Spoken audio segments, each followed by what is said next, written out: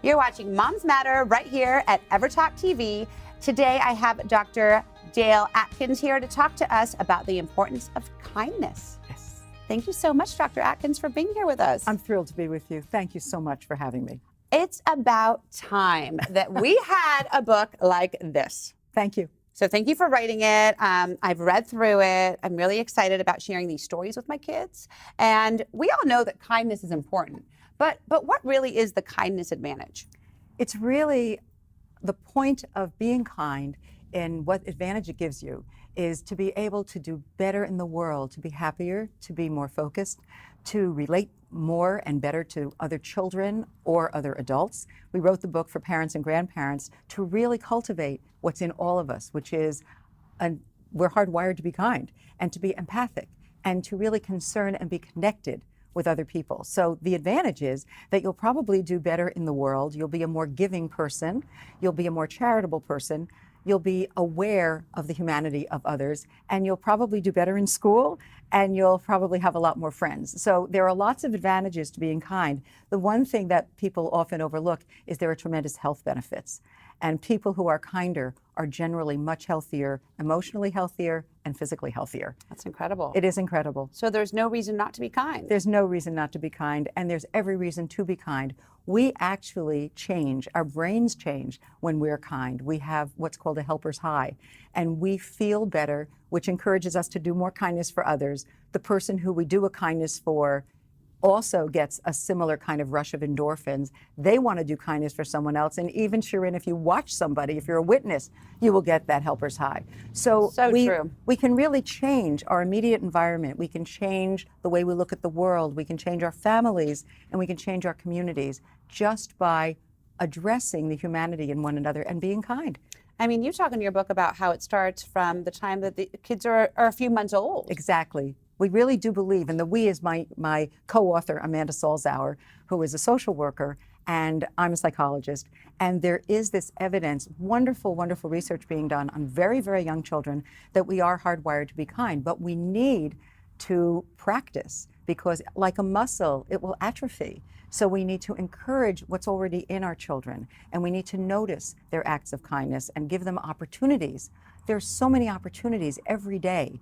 You know, you don't have to start a nonprofit.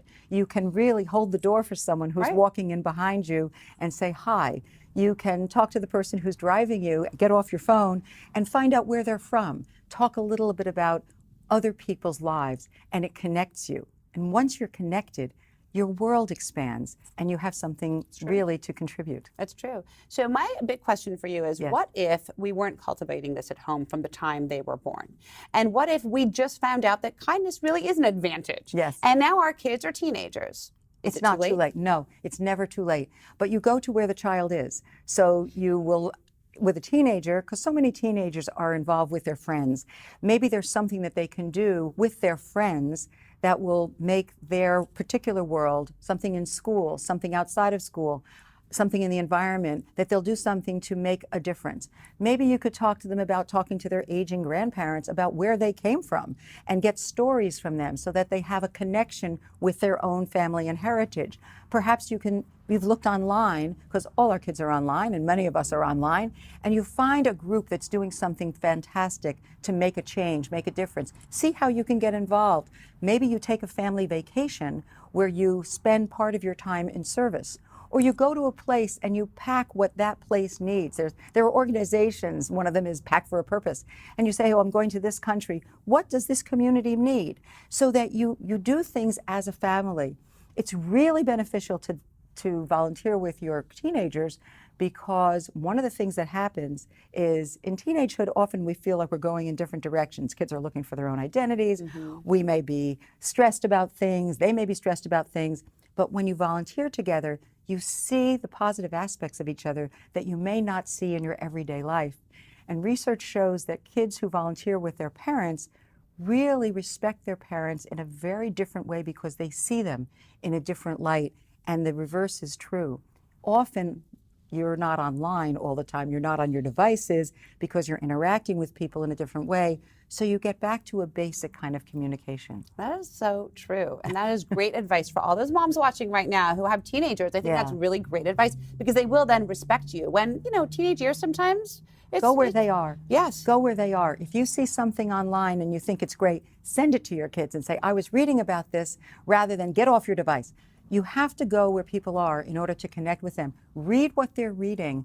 One of the things that we love to suggest is if your kid is in middle school or high school and they're reading something and they say, this is really interesting, read it, talk about it. When you watch a show, when you watch television with them, when you see something, why do you think that person did that?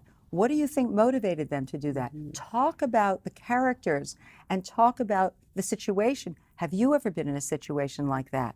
Whether it's a movie, whether it's a TV show, whatever it is, a book character. Get to where they are and engage them because you really need to connect. Children who are young adults and teenagers and young adults often find that their parents no longer talk to them about issues of charity and giving. When they do when they're children, but not when they're older. And we can't stop the conversation. No. With older kids, it's important to tell them why you do what you do. If you're interested in a particular charity, tell them why it's important to you. Don't just let them see you write a check. Say, this is important to me because Aunt Sue had this illness and I want to support research in that illness. Or I work at the shelter because this is what it does to me. This is how it changes me, and I see an impact. We can't just have our kids watch us, which is important. We need them to hear what we're doing and why we're doing it. It's about the impact and the connection. And parents of teenagers have a great opportunity to do that because they have the language. It's not like working with very young children. Absolutely. It's incredible. And I love in your book how you have a huge list of books, recommendations that we can read to our younger children and that our older children can read as well. Yes. I mean, it's just really this, I feel like it's a little encyclopedia for kindness. And I'm so grateful that I met you and that I've had a chance to read your book. Thank you. And I really hope that all the mamas out there have a chance to read your book. And I hope your so too. article is going to be up on LA Mom Magazine as well. So we're excited for that. Thank you. And I'm just very thankful. So thank you for spreading kindness and teaching us all the importance of kindness It's for my our well-being. pleasure to be here. Thank you very much. Thank you for being here. You saw it right here on Moms Matter. You can binge watch all the episodes at momsmattertv.com and on the EverTalk app on Apple TV and Roku. We'll see you all next time.